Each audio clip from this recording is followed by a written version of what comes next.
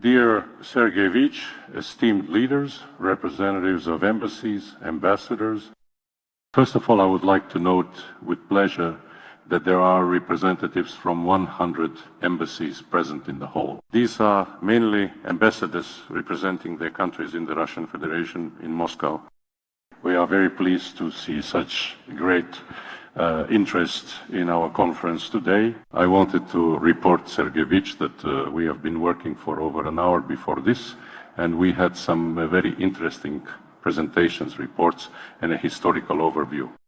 Moreover, the historical overview touched on issues of culture, economics, and ethno-confessional relations in the new territories, as we now call them. And overall, it addressed both historical Novorossiya and Crimea. It seems to me that our guests today listened to the speakers with great interest. The opportunity to exchange brief opinions provided them with additional insight into how the historical situation developed. And in a way, this has led us up to your speech. Since we have mostly been talking about history, now I hope we will be able to discuss the current state of affairs. But today, all the key international players are talking about peace in Ukraine. Friendly countries have also put forward their own initiatives, China, India, Brazil, and of course our opponents as well. In your opinion, what is the fundamental difference between the Russian approach and all this variety of proposals? And why do you think that a ceasefire and a truce are not enough today?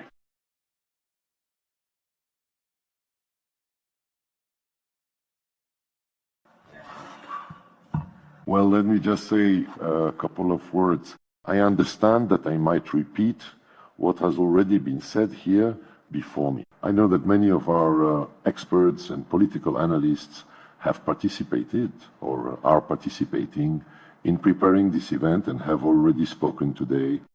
But the falsification of history did not just appear today.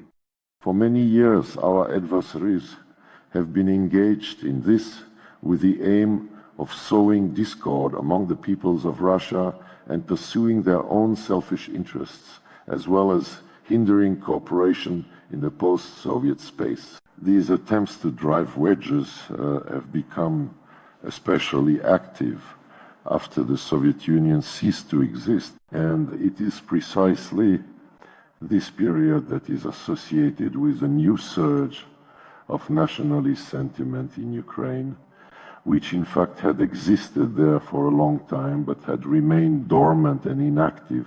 However, after the collapse of the Soviet Union, after a short period, the then President Leonid Kuchma wrote a book which was published in 2003.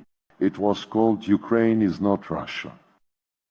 The work is frankly pseudo-scientific, and the author himself said that the goal of this work, and I quote, to create Ukrainians. And in fact, it was precisely this concept which was laid out in the work Ukraine is Not Russia that became a kind of intellectual foundation for the modern nationalist Ukrainian elite. Well, in 2014, when the unconstitutional coup d'etat took place with the support of the United States and with the connivance of the European Union, Ukraine finally turned into a kind of military political bridgehead of the West on our borders. They had been nurturing this dream for quite a long time, and Stalin began to be referred to as anti-Russian. In Odessa, monuments were being torn down. This phenomenon, the phenomenon of demolishing monuments, is, of course, very telling, not only for the current Ukrainian leaders, but also for the Poles and the Baltic states as well. But when the monument to the founder of Odessa, Empress Catherine the Great, was demolished, and a week after that, UNESCO decided that the historic center of Odessa is a World Cultural Heritage Site. Well, it would be impossible to disgrace this once respected organization, now headed by the openly biased Director General Ms. Azoulay, any more than this even if you really tried. Even if you really tried, and I'm not even talking about the other monuments to Alexander Suvorov, Alexander Pushkin, and Isaac Babel. Figures of literature, culture, and the arts whose names are associated with the Russian language. All these monuments are being removed, just like the monuments to those who liberated Ukraine from the Nazi occupiers. And on the contrary, monuments are being erected to those who were collaborators. But it is clear that it is very difficult to replace historical truth. That is why the ideologists of this very concept of Ukraine is not Russia resort to such contrivances and publish supposedly scientific works that make your hair stand on end. This is really, I'm not making jokes. Here, Ukrainians supposedly dug out the Black Sea. Buddha is said to be from Zaporizhia, and the Mona Lisa is of Ukrainian origin. Her great-grandmother and great-grandfather were from Odessa and Kiev. Can you imagine how absurd this is? And it's not just spread by word of mouth. This comes straight from Ukrainian history textbooks. And of course, Russophobia has taken deep root there and is actively supported by Westerners, also within a historical context. Since the mid-19th century, for example, the authorities of the Austro-Hungarian Empire cultivated anti-Russian sentiment in Galicia, in western Ukraine, and began quite actively persecuting the inhabitants of this region, the Rusyns. But despite this persecution, a significant part of the Galician Russian intelligentsia and the overwhelming majority of the people remained devoted to their spiritual kinship with our country. Despite all attempts to break these ties during the First World War, the Austro-Hungarian authorities launched large-scale repressions against those same Rusyns. Tens of thousands were killed in the death camps of Falarov and Terezi, in the first mass death camps. This was in fact an Austro-Hungarian invention, and now the site of Falarov is occupied by the airport of the Austrian city of Graz. These crimes have not been forgotten by us. Work is underway to have the destruction of the Russian population of Galician Rus and other Russian regions of Austria-Hungary recognized as the first genocide in modern European history. This work will definitely continue. Thank you. In 1929, in Vienna, the infamous organization of Ukrainian nationalists was established. It became the blueprint for most Ukrainian nationalist parties and organizations in the 1990s and 2000s. That is, alongside the ideological justification under the slogan Ukraine is not Russia, there was also a material embodiment of this nationalism in essence. NAS is modeled after the organization of Ukrainian nationalists. This organization and those who praised it as the ideal unification of Ukrainians promoted the theory. The theory of ethnic purity, AAR, they copied the practices of both Western colonizers, as you know, and German Nazis. Peoples were divided into friendly and supposedly neutral groups. These groups were to be expelled from the territory of Ukraine. And on the other hand, there were unfriendly groups among them, Russians, Poles, Jews, Hungarians, who, according to these Ukrainian nationalists, were to be exterminated. This is exactly what they were engaged in during the years of the Second World War. And now, the experience of those who were the ideologists and who put these misanthropic, hateful principles into practice is being glorified and idolized by the new or revived nationalist movements. Bandera and Shukevich are proclaimed as almost the founders of the modern Ukrainian nation. The Kiev authorities consider themselves the heirs of these criminals, and it is no surprise that for the past 10 or 11 years long, before the start of the special military operation, the Kiev junta began eradicating everything in any way connected to Russia, eradicating everything Russian. Education, first they banned primary school classes in Russian, then secondary education, and eventually even higher education. Culture. Mass media owned by Russian publishers were simply shut down. They were expelled from Ukraine. And those Ukrainian media outlets that broadcast in Russian were also closed. In Ukraine now, currently, there is an unofficial filtering body through which any information must first be carefully reviewed and approved before it can be published or disseminated or broadcast by any mass media outlet in the country.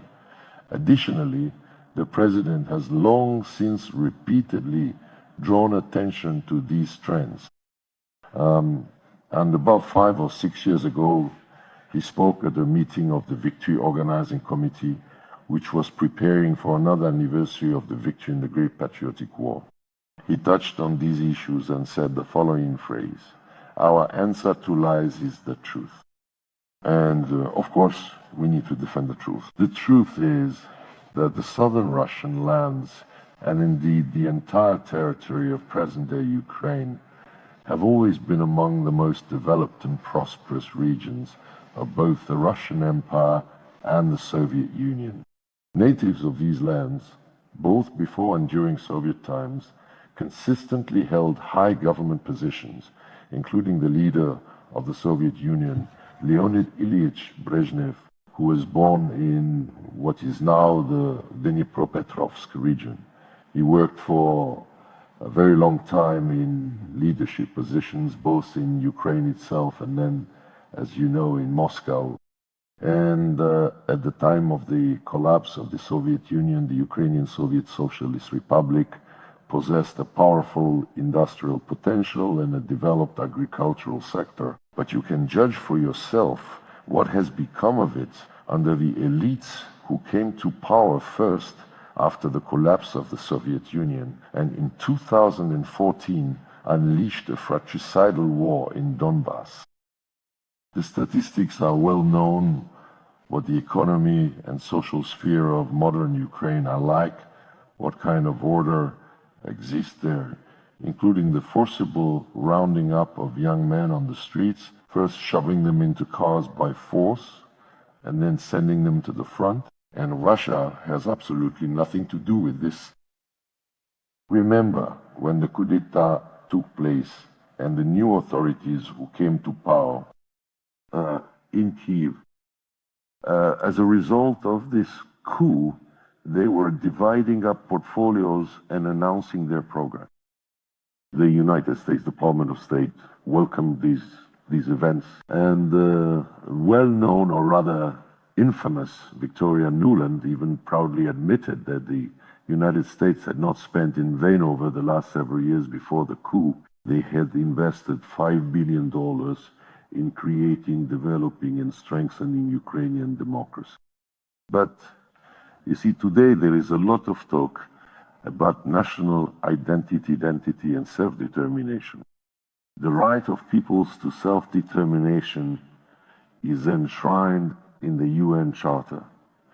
And I have repeatedly and publicly, speaking at the Security Council, at the UN General Assembly, and in my conversations with Antonio Guterres, urged him not to forget that the Charter is not limited to just one line about territorial integrity.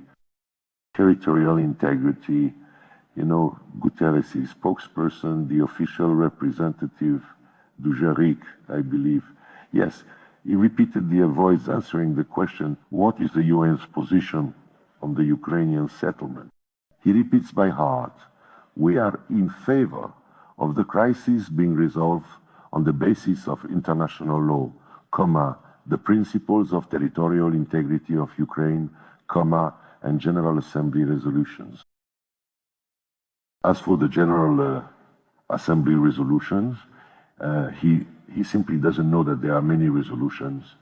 And one of the most important for this particular case we're discussing was adopted in 1970. This is a declaration on principles of friendly relations between states based on the UN Charter. It's a substantial document. It was adopted by consensus, unlike those resolutions that the current Kiev regime with Western support pushes through by voting, and to which Guterres refers to justify his position as he fully supports the Ukrainian regime.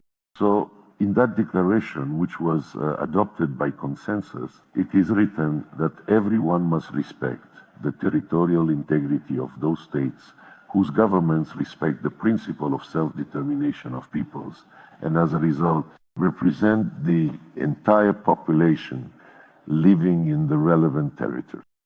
But neither Zelensky nor those who came to power in 2014 represent the population of Crimea, Donbass, or Novorossiya. The very first instinctive signal sent by the coup plotters when they came to power in February 2014 through a state coup was the announcement that they would revoke the status of the Russian language in Ukraine. That's it. After that, everything became crystal clear. Those who blindly and stubbornly repeat the slogan about territorial integrity forget a very simple thing. It was precisely the principle of self-determination of peoples that formed the basis of the decolonization process. According to the 1970 declaration, for example, African peoples simply did not want to live under colonial rule, and the colonizers in Lisbon, in Paris, in London, in all the capitals of the metropolitan countries, those governments did not represent the African peoples. And if that's the case, then the decolonization process was carried out fully in accordance with both the UN Charter and the principles developed by the General Assembly regarding the interrelation of the Charter's principles. In the same way, as I've already said, the current Ukrainian authorities in no way represent the peoples of Crimea, Novorossiya, and Donbass. Moreover, we have distributed, if anyone doesn't have these documents, we have distributed them more than once. These are documents that quote statements made by Ukrainian authorities regarding Russian and Russian-speaking citizens of their country, at least, for a period long before the special military operation. Zelensky stated, "If you feel connected to Russian culture, but live in Ukraine, my advice for the sake of your children's and grandchildren's peace of mind is to get out to Russia."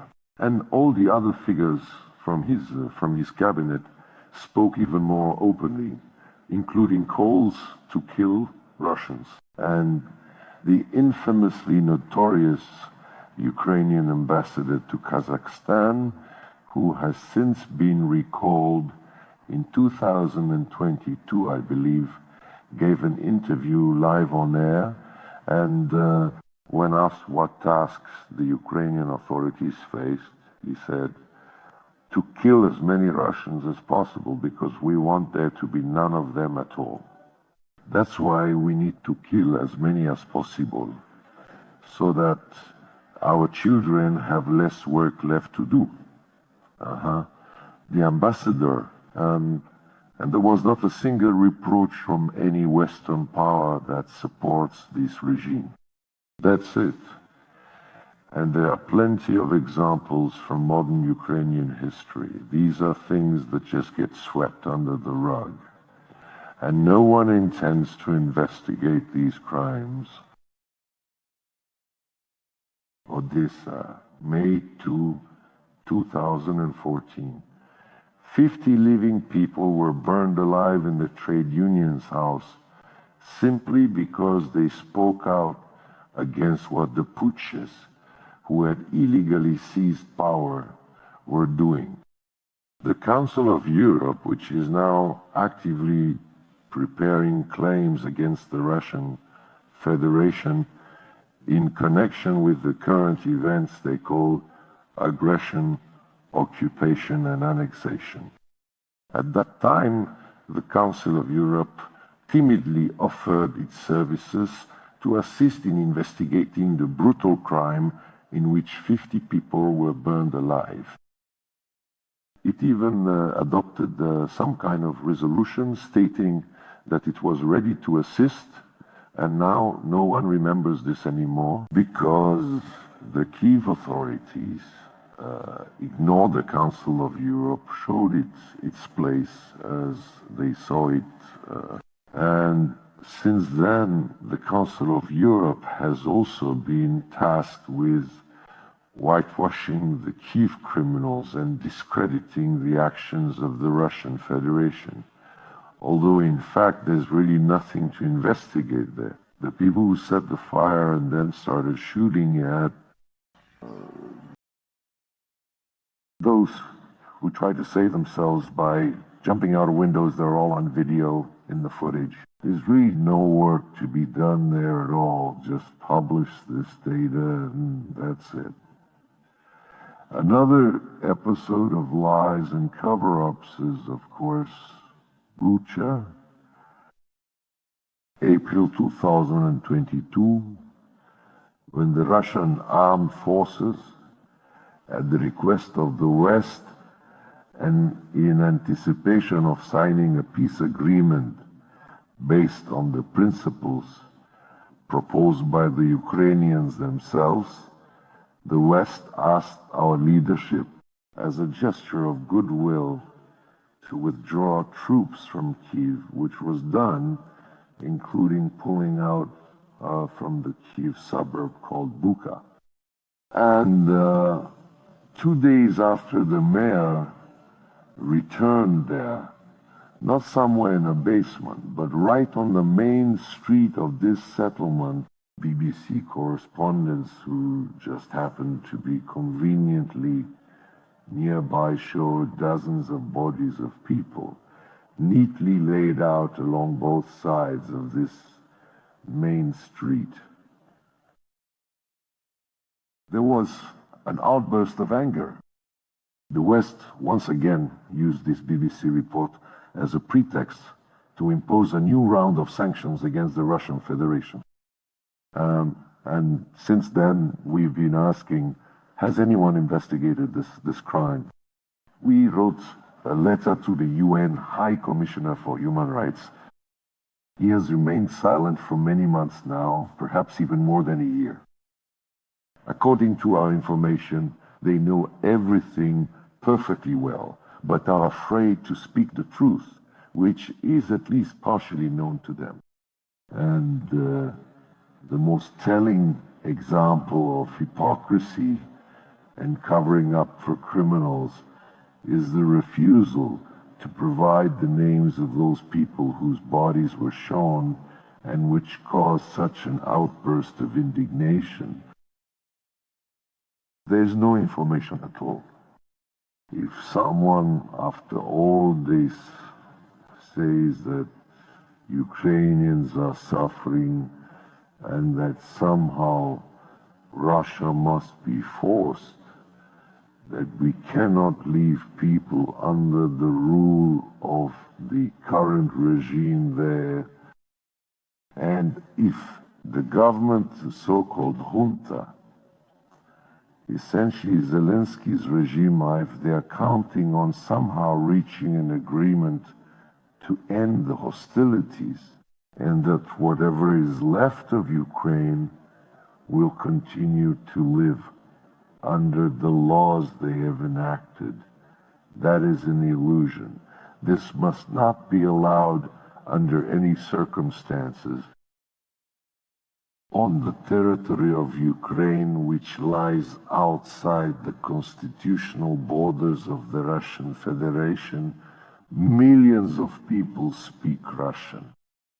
It is their native language, and to leave them under the rule of the junta, which has even banned speaking Russian, just think about what they have prohibited would be a truly grave crime. I hope, and I'm confident, that we, for our part, will certainly not allow this to happen. I also hope that the international community will not allow such mockery of the UN Charter, where in the very first article it is written, everyone is obliged to respect human rights regardless of race, gender, language, and religion. Both the Russian language and the canonical Ukrainian Orthodox Church are banned in Ukraine. So at this stage of efforts to resolve the situation, the simplest and absolutely foolproof thing for our Western colleagues who are fussing about would be to demand the repeal of laws that directly violate the Charter of the United Nations, not to mention the numerous conventions on the rights of national minorities. That would be a real test of what the Europeans' position actually is. Well, not all, but the majority of Europeans led by London, Paris, Berlin, Brussels, and Warsaw, who have not once uttered the words human rights in relation to what is happening in Ukraine. But when they discuss the People's Republic of China, the Russian Federation, the Islamic Republic, the Republic of Iran, Venezuela, almost any country, really, when they discuss and build any kind of relationship with them, there are always lectures about the need to respect human rights. But there is no other country, we were just recalling with the Israeli ambassador that Arabic is not banned in Israel, nor is Hebrew banned in Arab countries. There is nothing like this anywhere else.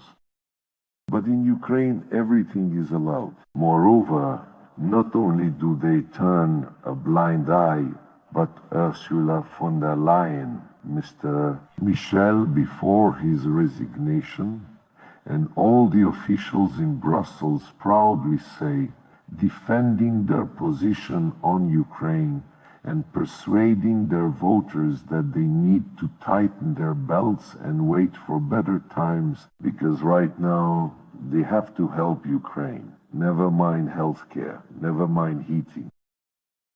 And they say we need to wait because Ukraine is defending European values. So draw your own conclusions about what Europe considers its values. True Nazism is being revived, and there are plenty of examples of this, including the speech by the new German Chancellor, Mr. Merz, who said that the time has come for Germany to once again lead Europe. To say such things, well, you really have to be quite a cynic. The militarization of Europe has been declared as one of the main objectives for the second half of the decade. This is a very dangerous trend. I won't go on, though I could talk about this for a long time. It's something that concerns me. But let's move on to the question. But I would like to say, it seems to me that you have been bringing up the historical agenda a lot lately, events. So in particular, that's the first question I wanted to ask. But since I have the opportunity, I handed over the microphone. I know every day we read about a multitude of proposals that come in, well, pseudo-proposals from our opponents and proposals from our friends, including India, China, Brazil, and discussions about how to reach some kind of solution or settlement to the Ukrainian crisis. So I would like to ask about your position. What is the fundamental difference between these proposals and our current stance? You have already partially answered this question by characterizing the Kiev regime and its current state. It is very difficult to negotiate with them, if it's even possible at all. But nevertheless, why is it difficult? The negotiations began. We reached agreements in April or in February, at the end of February, when the Ukrainians in 2022, after the start of the special military operation, when the Ukrainians requested negotiations, we immediately agreed. There were several rounds in Belarus, and then we moved to Istanbul. That was already the end of March. beginning of April. And it was the Ukrainian President Putin has spoken about this many times, he even showed the documents. It was Ukrainians who proposed to resolve the situation based on principles they themselves had written. Renouncing joining NATO and any other military alliances and refusing to host military bases on their territory. But in fact, it was the British who had been planning to establish bases both in Ochakiv and on the Sea of Azov. All of this is documented. They had been eyeing Crimea for a long time, even before 2014, and therefore no military bases, no military exercises on the territory of Ukraine, and security guarantees, which they themselves asked to be provided by the 5 permanent members of the UN Security Council, Germany and Turkey. And the list of those wishing to join, so to speak, was open. Anyone who wanted to join in, well, the guarantees were formulated almost in the same terms as Article 5 of the North Atlantic Treaty, the Washington Treaty. And it was emphasized that these guarantees would not apply to Crimea or to the territory of Donbass. They worked on these principles, and that the dialogue would continue on other aspects of the settlement. And we agreed. This was, well, important in order to ensure the main goal at that time, which was to prevent NATO from entering Ukrainian territory. And there were other guarantees provided as well, including for national minorities. And all of this was destroyed. The President has returned to this topic more than once, but in the years since up to the present day, we have always emphasized at the highest level and at other levels that we are ready for negotiations, for peace talks that will be dedicated to understanding and addressing the root causes of this crisis. It wasn't us who avoided contact. They claimed that Zelensky said he would never even sit next to us. He signed a decree prohibiting negotiations with Putin and therefore with his government. Now they're trying to spin it, saying that's not really the case, that it's just about not being able to meet with Putin personally. But if you can't meet with Putin, then why were you shouting, I went to Istanbul, but Putin doesn't want to come there?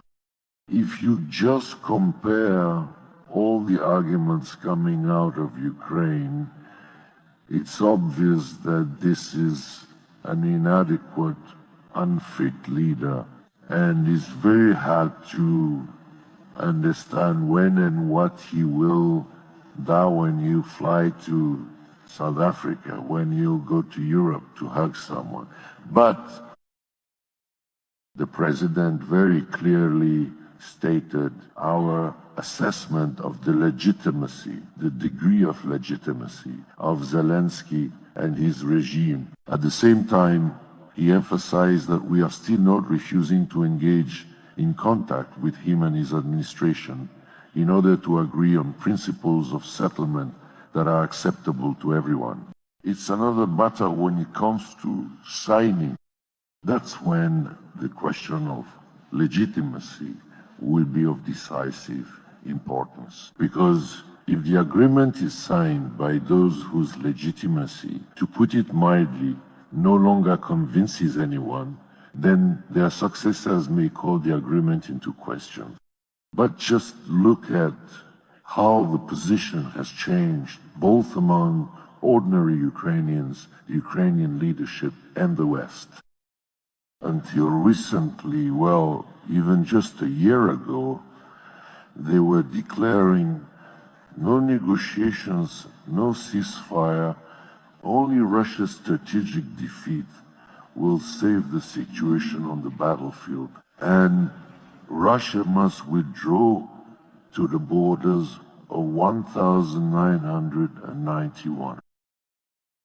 And then, when they began to realize that the situation on the front lines was changing far from in favor of the Kiev regime. They started to strike a new note, still opposing a halt to hostilities and the start of negotiations, because as they all stated, in order to begin negotiations, Ukraine must secure a position of strength and talk to Russia from a position of strength. Are we talking about history here? What is it teaching any of these people? And let them remember how their ancestors, their forebears, tried to talk to Russia from a position of strength, but it's useless. And now it is they who are asking for a pause, only so they can once again flood it with weapons. They said so publicly. My former colleague, now the president of Finland, Alexander Stubb, for example, says, Putin must immediately agree to a ceasefire, but the ceasefire will not impose any restrictions on the West's relations with the Ukrainian regime. What does that mean? It means they want to continue militarizing the state. Here we have members of the delegation who recently went to Istanbul for the first round of negotiations, and the Ukrainians, you see, sat there, talked, discussed the agreements that were starting to take shape about the exchange of prisoners of war, and about both sides having prepared and planning to prepare a memorandum outlining the issues that should form the basis of the settlement, the ones that need to be given priority attention. They reached agreements, and nothing particularly special happened. They reached agreements because they expected that Western support, including from the United States, would last forever, and that they would always be allowed to do whatever they wanted. But President Trump showed a different understanding of the situation. He repeatedly emphasizes that this is not his war, this is Biden's war. And that's exactly right.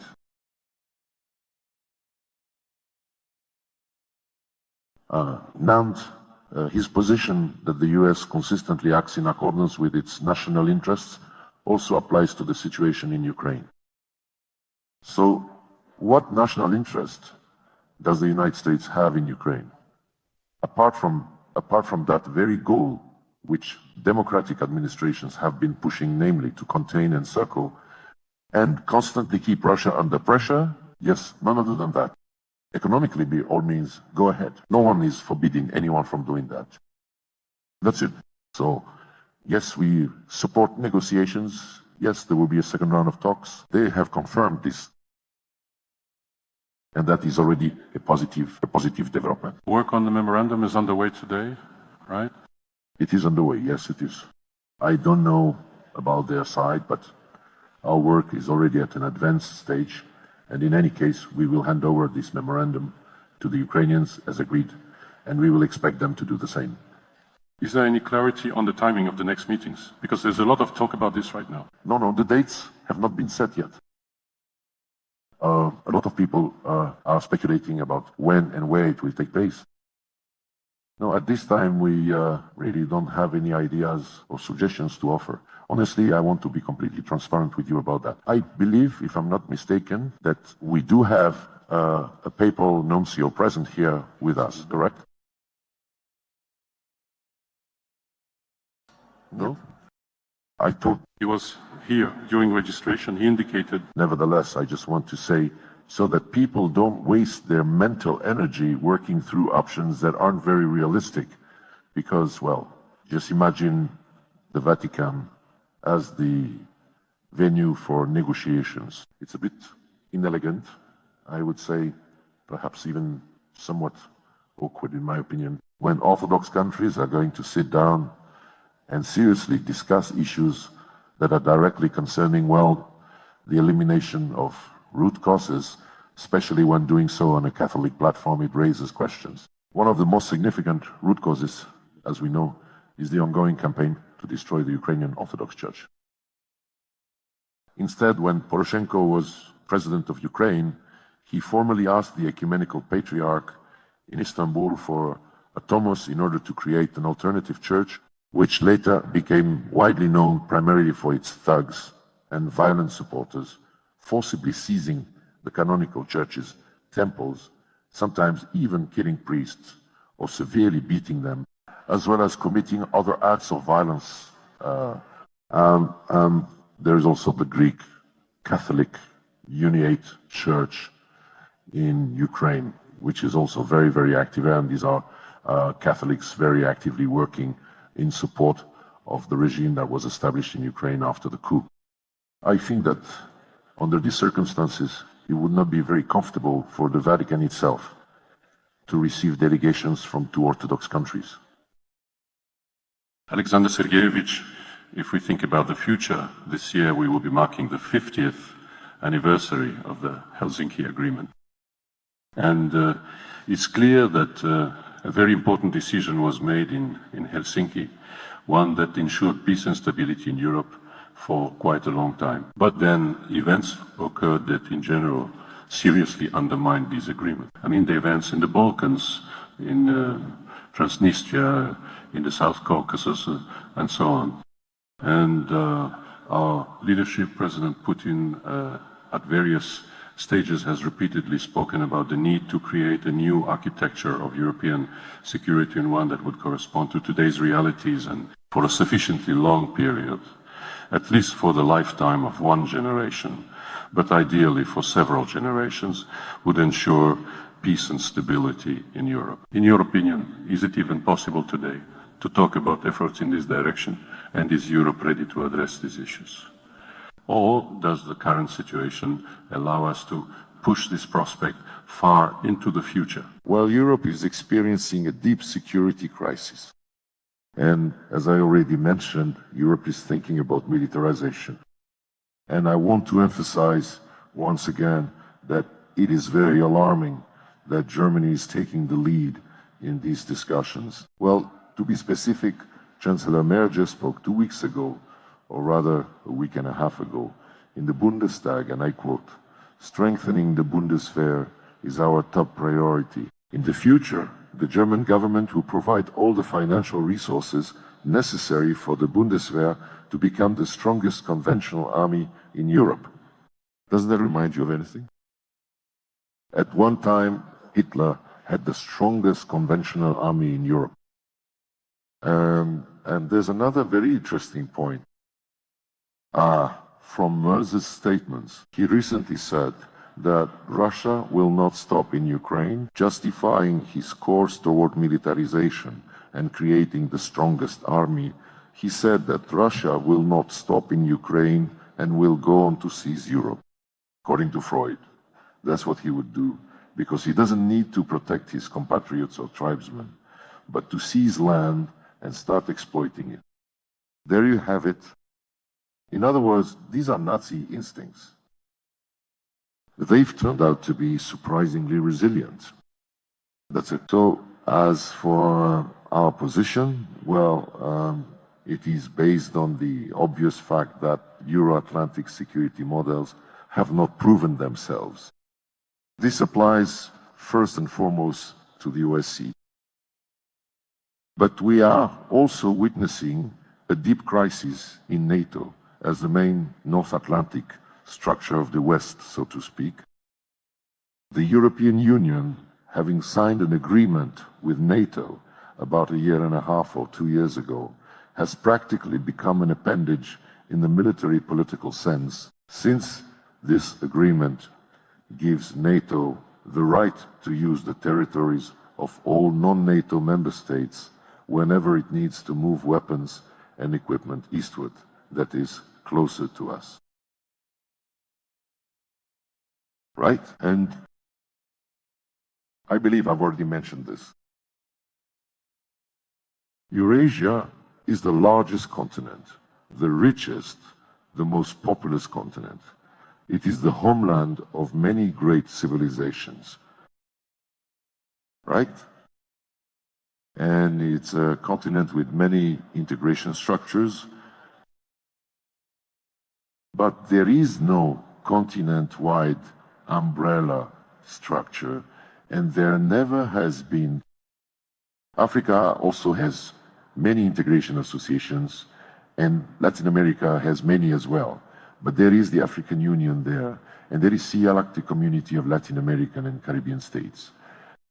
But in Eurasia, there is no such all-encompassing organization, or even an association or movement and organization is not even necessary, but nothing like that exists, which is probably unnatural. And looking at real life, we see prospects, including in terms of increasing the competitiveness of the countries of the Eurasian continent. We see prospects in establishing working relationships between the existing integration associations. The Eurasian Economic Union has relations with the Shanghai Cooperation Organization and with ASEAN. ASEAN has relations with the Shanghai Cooperation Organization, and so on. And there is an initiative from Kazakhstan, which we support a conference on interaction and confidence building measures in Asia, which is currently underway, with ongoing discussions about transforming it into an organization. There is the Cooperation Council for the Arab States of the Gulf. This is also a very promising association, and considering the process of normalizing relations between the Arab monarchies and Iran, this significantly increases the economic, transit, and logistical potential. There is the Central Asian Five, with which many countries on the continent, and even beyond, are establishing ties. And all of this, if each of these associations has its own plans for developing transport routes and energy supply routes, then of course it is much more advantageous and efficient to harmonize these plans rather than having everyone do the same things separately in their own areas. And the president formulated his vision for establishing connections among all these existing structures quite some time ago at the first Russia-ASEAN summit, basing it on real-life needs, and suggested that the result of this process would be the formation of a greater Eurasian partnership. And the process is underway. The same goes for international transport corridors, like the North-South corridor, which makes it possible to establish a direct connection between, say, the Baltic Sea and the Indian Ocean. And there are other ideas as well. For example, I was in Armenia yesterday. The Armenian side is working on the Crossroads of Pieces initiative, aiming to integrate its territory and logistical capabilities into these large continent-wide processes. And speaking of this, we support the development of all infrastructure projects so that, as our Chinese friends say, thousands and millions of flowers may bloom. But in order to actually implement the Crossroads of Pieces, for example, a peace treaty needs to be signed between Armenia and Azerbaijan. We sincerely wish them success in this. Just yesterday, we discussed this with both the Prime Minister and the President of Armenia. It is clear that the agreement became possible thanks to several trilateral summits between Russia, Azerbaijan, and Armenia. And we are ready to continue providing assistance if both sides are interested in this. And of course, normalization between Armenia and the Republic of Turkey is also necessary. Overcoming conflicts and lifting the restrictions on transport and economic ties that were imposed as a result of these conflicts will, of course, significantly increase the competitiveness of both this part of the continent and our entire continent. Well, and the greater Eurasian partnership, as we see it, based on real life, would become a solid material foundation for efforts and work on forming a Eurasian security architecture. I proceed from the belief that this should be handled by the countries of the continent and that the structure should be built specifically within the logic of Eurasian security, not Euro-Atlantic. It's not because we want to isolate ourselves in some way or for any particular reason, but there is NATO, and there are countries that are genuinely interested in being organizationally intertwined with North America. They have that opportunity by all means.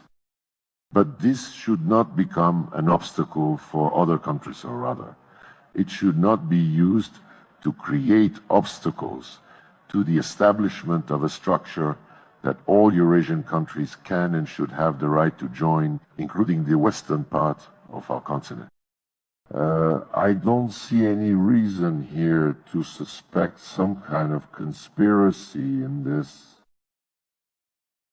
but there are attempts to pursue unilateral initiatives from the other side, specifically from NATO. Do you remember there was the NATO Secretary General Stoltenberg? Many people have already forgotten about him, but he led the North Atlantic Alliance's secretariat for a long time, and in his last year in that position, when NATO was already actively promoting Indo-Pacific strategies, journalists asked Stoltenberg, "So you are moving into the Indo-Pacific region?" It seems that NATO has always said it is a defensive alliance and that its mission is to protect the territories of its member countries from external threats. He didn't even blink, didn't blush, and said, "Yes, that's right." But now the threat to the territories of NATO member countries comes from Southeast Asia, from Northeast Asia, from the Taiwan Strait and the South China Sea. That's exactly what he said. And the fact that NATO is now moving its infrastructure to the eastern part of the Eurasian continent, that NATO is actively trying, well, basically, to weaken at the very least, and that's putting it mildly to weaken ASEAN's unity, trying to lure individual ASEAN members into closed bloc structures, sometimes trilateral, sometimes quadrilateral, and declaring that this region is of vital importance to NATO. Why is the Euro-Atlantic structure devising plans to subordinate, to extend its influence practically over the entire Eurasian continent all the way to the Far East? If the Eurasian countries themselves do not address the issues of security architecture, then all that's left is to watch as these matters are handled from across the ocean. Another aspect of this problem, of course, is that President Trump, as I have already mentioned, insists that his foreign policy is based on national interests. He believes that European problems should, at the very least, be dealt with more by the Europeans themselves rather than by the United States. This is also a trend toward ensuring that Eurasian interests are in some ways still represented in discussions about how to provide security. This, as I have already mentioned, is contradicted by the completely aggressive, revanchist rhetoric coming from Brussels and Berlin regarding the militarization of Europe and the conditioning of their populations to prepare for war with Russia. We need to counter these with peaceful efforts. And here, from the very beginning, we actively supported the initiative of Belarus, which a couple of years ago held the first conference on Eurasian security issues in Minsk. And last year, the second conference took place. The third one is scheduled for this fall. We are just after the second conference, and I participated in both, and I will definitely participate in the upcoming one.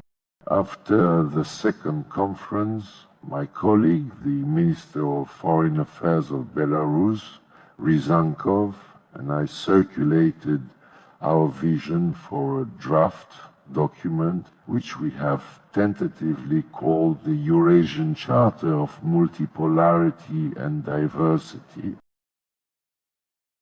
By the way, some ministers from EU countries, other European countries, and Serbia in particular also took part, because we emphasize that Eurasian discussions about Eurasian security should be led by, it should be open to all countries of the Eurasian continent.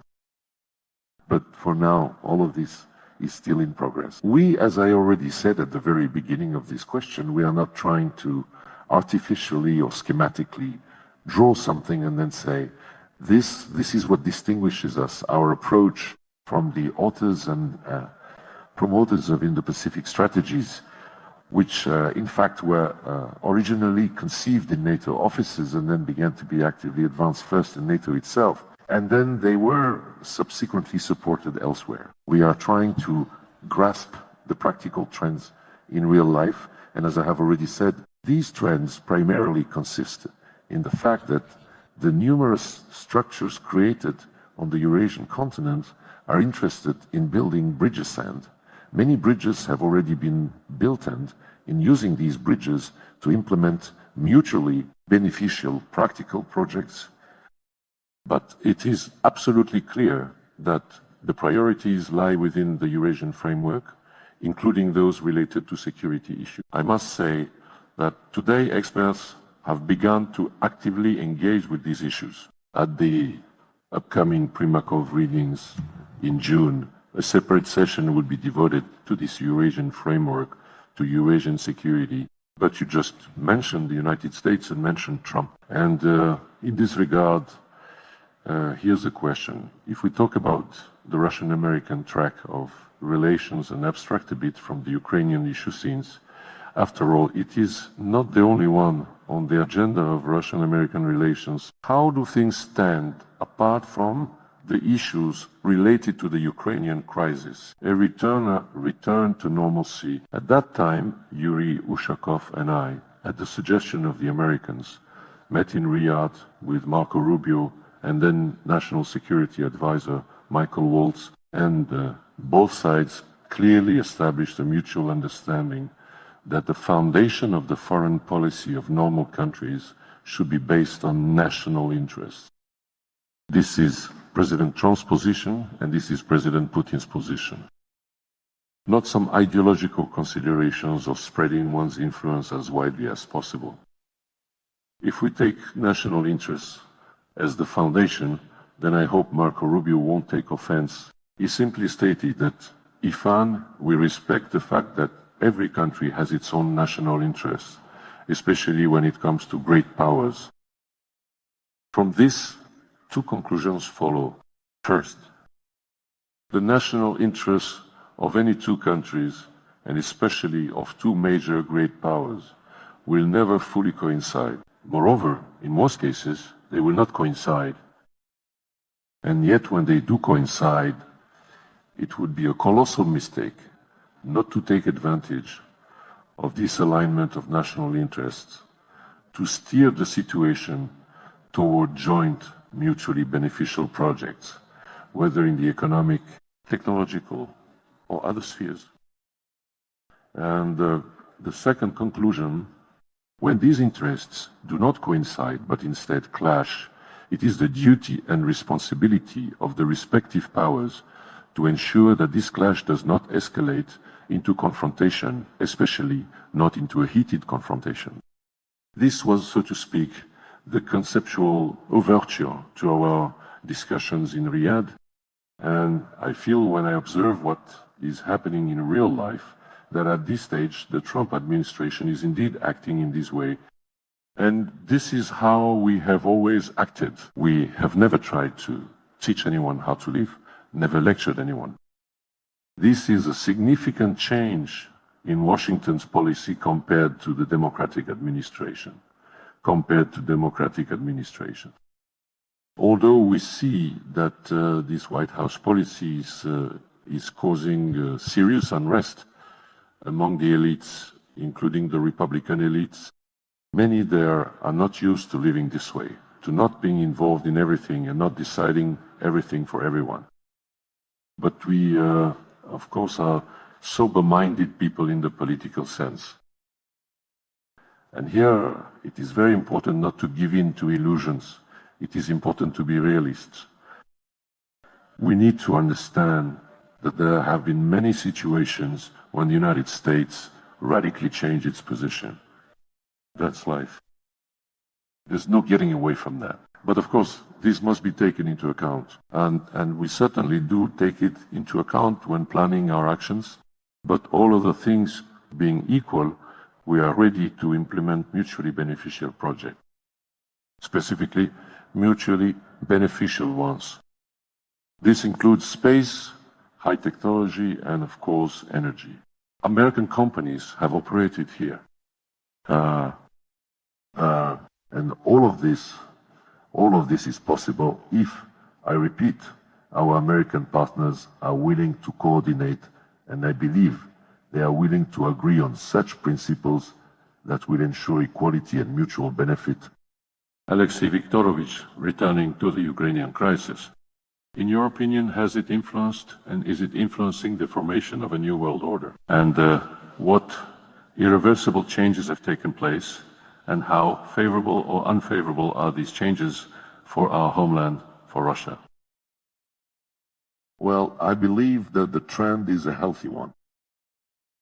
It is the trend toward the formation of a multipolar world. Many consider this a pipe dream because they say even the major powers, first of all here among the countries of the global majority, even the major powers, still no one wants to quarrel with the United States. We, in general, don't want to quarrel with anyone. But we want to work honestly.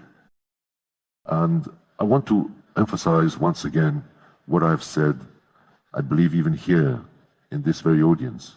When we gather to discuss Ukraine, we do not see any need to break the international legal foundation of the world order as embodied in the Charter of the United Nations.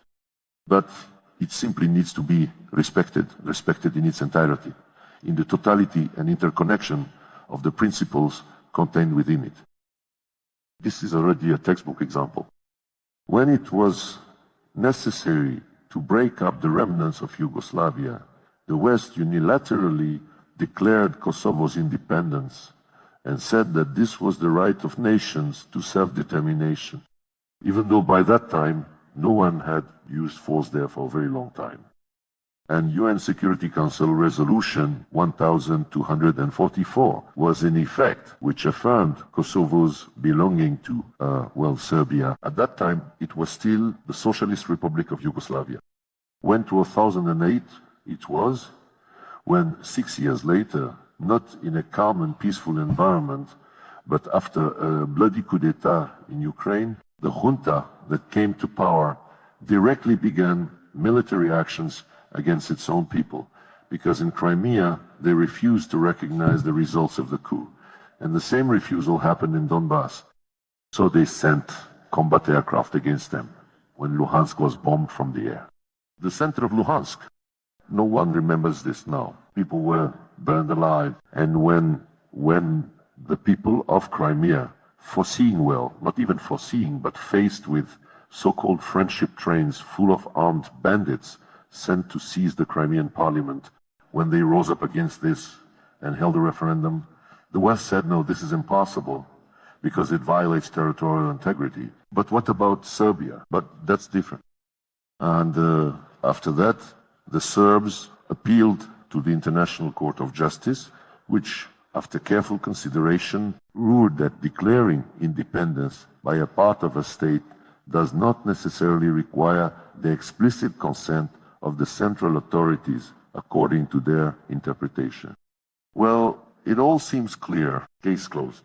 But to this day, it seems no one wants to acknowledge this. And when Europe, despite everything that has long been known, despite the fact that even the United States, under the Trump administration, is taking a more realistic and pragmatic look at the situation in Ukraine, Trump was the first, if not the only leader so far, who publicly and openly said that there was a gross mistake to draw Ukraine into NATO. And that will never happen. And the Biden administration is to blame for this. And Europe, despite all this, yes, now even representatives of the current American administration are publicly saying that the territorial issue is inevitable. It will have to be resolved based on realities and so on. But Europe stubbornly and rather foolishly keeps repeating that the Russians must withdraw to the 1,991 borders. As I've already said, when this conflict ends on, I hope that's how it will be, what will happen to the territories that remain outside the constitutional borders of the Russian Federation. What kind of order will exist there? Will the Zelensky regime remain there and continue to oppress, excuse my blunt language, everything Russian, in violation of all norms of international law? And when Europe calls for a return to the 1,991 borders, does it really want to hand over the people of Crimea, Novorossiya, and Donbass to this regime? They're not demanding that Ukrainian laws be changed there. They claim that these laws protect European values.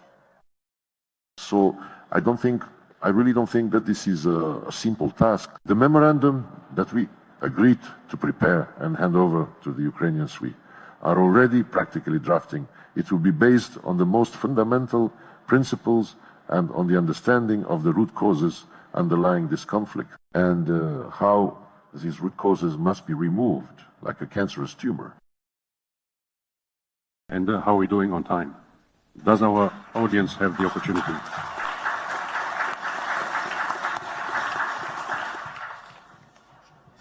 The opportunity for participants to ask questions. A couple of questions, go ahead. Colleagues, you have the opportunity to ask a couple of questions. Is there anyone who would like to do so? Dear Sergey Viktorovich, I'm not a diplomat. I'm a research fellow at the Institute of CIS countries. First of all, I wanted to thank you for your stance that we will not back away from addressing the root causes of the Ukrainian crisis, and for the fact that the Ministry of Foreign Affairs is considering the issue of recognizing the genocide of the Galician Russian Triodion. I have written a collection on special military operation theology, examined in detail, and I offer the ministry this document. The message of Saint Patriarch Tikhon, saying the Russian Church cannot accept peace if Kiev and other Russian lands are separated from Russia. I give it to you for the ministry's work. Here you go. And actually, I don't have any specific questions. I just want to express words of support and say that I fully support your position. Thank you. Colleagues, are there any questions? Then, Sergey Viktorovich, I would like to ask a question, perhaps even a somewhat personal one. As the minister and for the ministry as a whole, what lessons have you and the ministry learned from the Ukrainian crisis, its course and its current state? I know that the Ministry of Foreign Affairs is giving these questions very serious thought. I think the audience will find this interesting. What conclusions? Yes. What have you and the ministry concluded? With every single day of work, especially in recent years regarding the Ukrainian issue, I am more and more convinced that our cause is just. A good and concise answer.